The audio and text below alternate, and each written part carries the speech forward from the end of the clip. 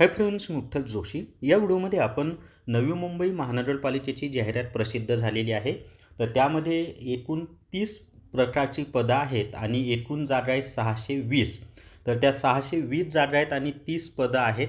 तर त्यांचा अभ्यासक्रम काय असणार आहे तीच माहिती आपण या व्हिडिओमध्ये पाहणार आहोत। तसंच नवी मुंबई महानगरपालिकेचं जे परीक्षेचं स्वरूप असणार आहे ते कसं असणार आहे या संदर्भात सुद्धा माहिती आपण पाहणार आहोत। व्हिडिओ शेवटपर्यंत पहा। या व्हिडिओला सर्वांनी लाईक करा, शेअर करा आणि विठ्ठल जोशी हे जे आपले यूट्यूब चॅनल आहे ते सबस्क्राईब करा। जर तुम्हाला या नवी मुंबई महानगरपालिकेमध्ये जे आरोग्य MPW नावाचं पद आहे म्हणजे आरोग्य सेवक, तसंच म्हणजे त्या पदासाठी जर रेकॉर्डेड व्हिडिओ कोर्स घ्यायचा असेल तर फक्त 500 रुपयामध्ये तुम्हाला MPW रेकॉर्डेड व्हिडिओ कोर्स उपलब्ध करून दिलेला आहे। याच्यामध्ये जो काय आपला अभ्यासक्रम आहे 60 प्रश्न आरोग्यशास्त्रावर आहेत ते, त्याच्यानंतर सामान्य ज्ञान, मराठी व्याकरण, बौद्धिक चाचणी, इंग्लिश ग्रामर। तर याच्यामध्ये सामान्य ज्ञान सोडून बाकी सर्वांचे रेकॉर्डेड व्हिडिओ आहेत आणि सामान्य ज्ञानच्या PDF दिलेल्या आहेत। तसंच ANM आणि आरोग्य सहायिका हे जे 2 पद आहेत त्यासाठी सुद्धा आज संध्याकाळीच कोर्स लॉन्च होणार आहे। तो आपल्या विठ्ठल जोशी ॲपमध्येच तुम्हाला मिळून जाईल। तर सर्वात आधी पहा, लिपिक या पदाचा अभ्यासक्रम आपण पाहूया। तर त्यांनी काय केलेलं आहे, लिपिकसाठी 15 प्रश्न मराठी व्याकरणावर विचारले जाणार आहेत, 15 प्रश्न इंग्रजी ग्रामरवर विचारले जाणार आहेत, सामान्य ज्ञानावर 15 प्रश्न विचारले जाणार आहेत, बौद्धिक चाचणीवर 15 प्रश्न आणि संबंधित विषय 40 प्रश्न। आता एक लक्षात ठेवा की लिपिक हे जे पद आहे ना, या पदासाठी संबंधित विषय असा काही नसतोच। याच्या आधी पण त्यांनी कोणत्या तरी एका डिपार्टमेंटमध्ये असा सिलेबस दिला होता, पण शेवटी सर्व मला वाटते सार्वजनिक आरोग्य विभागामध्येच दिला होता। पण शेवटी काय केलं त्यांनी, तर हे जे 4 विषय आहेत म्हणजे मराठी व्याकरण, इंग्रजी ग्रामर, सामान्य ज्ञान, बौद्धिक चाचणी, या 4 विषयांवर प्रत्येकी 25-25 प्रश्न त्यांनी विचारले। आणि आत्ताही तसंच होणार आहे, कारण लिपिक व टंकलेखक यांचा असा संबंधित विषय काही नसतो। त्याच्यानंतरचं जे पद आहे ते पहा, लेखालिपिक। याच्यामध्ये मराठी 15 प्रश्न, इंग्रजी 15 प्रश्न, सामान्य ज्ञान 15 प्रश्न, बौद्धिक चाचणी 15 प्रश्न आणि संबंधित विषय 40 प्रश्न। पण हे जे 40 प्रश्न येणार आहेत ना, हे अकाउंटंट याचे विचारले जाणार आहेत, हे लक्षात ठेवा। ऑडिट आणि अकाउंटंट म्हणजे, कारण तो कॉमर्सच त्याचं क्रायटेरिया ठेवलेलं आहे त्यांनी, एज्युकेशनल क्रायटेरिया। आता त्याच्यानंतरचं जे पद आहे ना ते आहे पहा, ऑक्झिलरी नर्स मिडवाईफ, म्हणजे ज्यांचं ANM झालेलं आहे त्यांच्यासाठी हे आहे।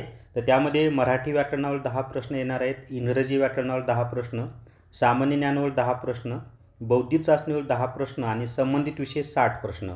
आता याच्यामध्ये संबंधित विषय म्हणजे काय तो माहीत आहे का, तर आरोग्यशास्त्र हा जो विषय आहे किंवा ANMला त्या जो तुम्हाला अभ्यासक्रम होता तो संबंधित विषयावर त्यांना 60 प्रश्न त्याच्यामध्ये येणार आहेत।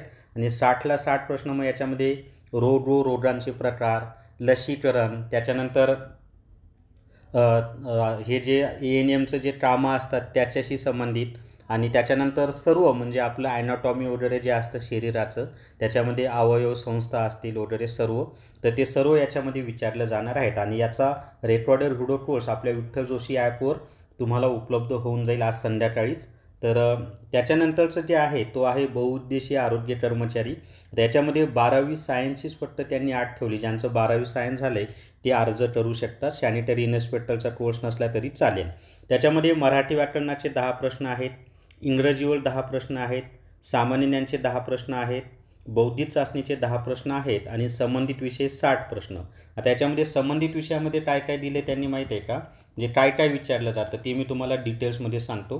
त्याच्यामध्ये रोगांचे प्रकार, त्याच्यानंतर श्वसन संस्था, पचन संस्था, रक्ताभिसरण संस्था, त्याच्यानंतरचं आहे अस्थि संस्था, त्याच्यानंतर उत्सर्जन संस्था, मानवी मेंदू, मानवातील रासायनिक समन्वय, त्याच्यानंतर कुटुंब नियोजन हे तुमचं ANMला पण असेल बरं का, विषाणूजन्य रोग, त्याच्यानंतर जीवाणूजन्य रोग, त्याच्यानंतर कवक, आदिजीव व कृमी यांच्यामुळे होणारे रोग, त्याच्यानंतर संसर्गजन्य आजार, असंसर्गजन्य आजार, पोषण, त्याच्यानंतरचं आहे जीवनसत्व, हे सर्व लिहून घ्या बरं का तुम्ही। त्यानंतरचं आहे क्षार व खनिजे, त्याच्यानंतर आरोग्यविषयक ज्या काही चालू घडामोडी महत्त्वाच्या आत्ता चालू आहेत त्याच्याशी संबंधित प्रश्न येतील, लसीकरणावर प्रश्न येतील, त्यानंतर राष्ट्रीय ग्रामीण आरोग्य अभियान, राष्ट्रीय शहरी आरोग्य अभियान, त्याच्यानंतर कुपोषण आहे, आरोग्यविषयक काही कायदे आहेत. तर असे सर्व प्रश्न तुम्हाला संबंधित विषय जे 60 प्रश्न आहेत ना त्याच्यावर विचारले जाणार आहेत. क्लिअर झाले? आता त्याच्यानंतरचा जो पद आहे त्याची आपण माहिती पाहूयात. तर नंतरचं पद आहे आरोग्य सहाय्यक महिला. तर आरोग्य सहाय्यक महिला आणि MPW म्हणजे बहुउद्देशीय आरोग्य कर्मचारी या दोघांचा अभ्यासक्रम सेम असणार आहे. ANMचा सुद्धा असाच असणार आहे अभ्यासक्रम. त्याच्यामध्ये मराठीचे 10 प्रश्न, इंग्रजीचे 10 प्रश्न, सामान्य ज्ञानचे 10 प्रश्न, बौद्धिक चाचणीचे 10 प्रश्न आणि संबंधित विषय 60 प्रश्न. आणि संबंधित विषय म्हणजे आत्ता मी जे टॉपिक सांगितले ना ते सर्व याच्यामध्ये येतात. आता आपण इतर जे पदं आहेत ना त्या सर्वच पदांचं सिक्वेन्समध्ये पाहूयात. तर त्याच्यामध्ये पहा, उद्यान अधीक्षक गट क यांचा अभ्यासक्रम आहे. मराठीचे 10 प्रश्न, इंग्रजी 10 प्रश्न, सामान्य ज्ञान 10 प्रश्न, बौद्धिक चाचणी 10 प्रश्न आणि संबंधित विषय उद्यानशास्त्र जे आहे त्याच्यावर 60 प्रश्न येणार आहेत. त्याच्यानंतर सहाय्यक माहिती व जनसंपर्क अधिकारी सेम वरचंच आहे. मराठी 10 प्रश्न, इंग्रजी 10 प्रश्न, सामान्य ज्ञान 10 प्रश्न, बौद्धिक चाचणी 10 प्रश्न आणि पत्रकारिता 60 प्रश्न. याच्यामध्ये तुमचा BLIPचा जो सिलेबस आहे त्याच्याशी संबंधित प्रश्न येतील. त्याच्यानंतर वैद्यकीय समाजसेवा त्याच्यामध्ये मराठी 10 प्रश्न, इंग्रजी 10 प्रश्न, सामान्य ज्ञान 10 प्रश्न, बौद्धिक चाचणी 10 प्रश्न आणि संबंधित विषय 60 प्रश्न. त्याच्यामध्ये संबंधित विषय म्हणजे काय, तर हे जे वैद्यकीय समाजसेवकसाठी जो काही त्यांनी शैक्षणिक क्रायटेरिया ठेवलेला आहे ना तर त्यामध्ये जो अभ्यासक्रम आहे तोच या ठिकाणी त्यांना करावा लागेल.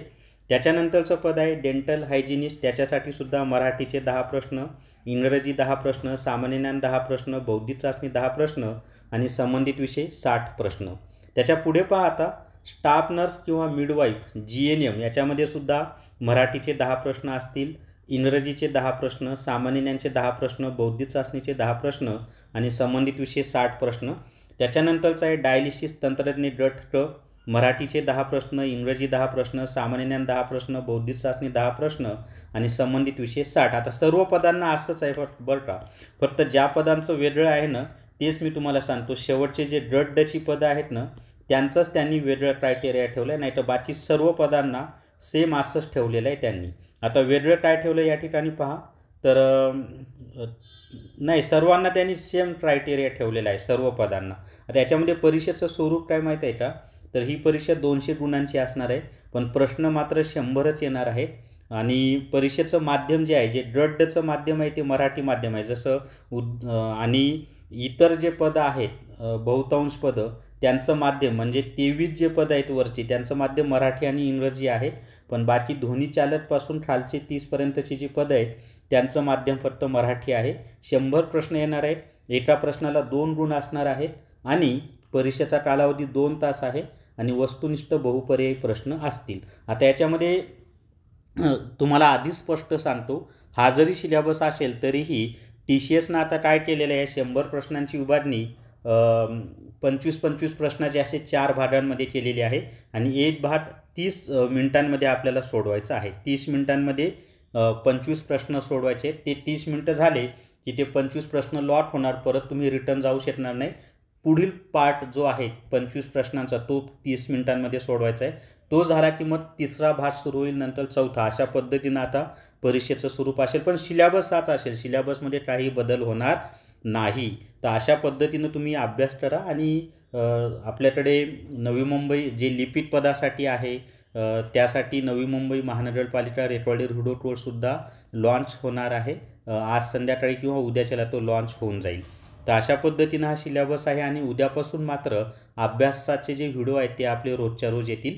तर या व्हिडिओमध्ये एवढीच माहिती मित्रांनो. या व्हिडिओला सर्वांनी लाईक करा, शेअर करा आणि विठ्ठल जोशी हे जे आपलं यूट्यूब चॅनल आहे ते सबस्क्राईब करा. Thank you very much.